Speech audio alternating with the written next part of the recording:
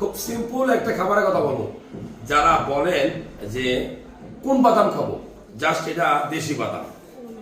আপনি যদি পারেন কাঠবাদাম খাবেন ডেলি 3টা থেকে 5টা, বেশি খাওয়া যাবে না। তাহলে কি হবে, আপনার পিত্তথলিতে বা আপনার কিডনিতে পাথর হওয়ার প্রবণতা বাড়বে। বাদাম কেন খাবেন? বাদাম হলো আপনার শরীরের সবচেয়ে ভালো কোলেস্টেরল সাপ্লাই দিবে, আর খারাপ কোলেস্টেরলটা ধ্বংস হবে। আর যাদের স্পার্মের সংখ্যা কমছে, বীর্যে শুক্রাণুর সংখ্যা কমছে, তাদের জন্য এই বাদামটা খুব ইম্পর্টেন্ট। তো আমি বলবো যে আপনি দেশি বাদাম খাইতে পারেন, কাজু বাদাম খাইতে পারেন, কাঠ বাদাম খাইতে পারেন।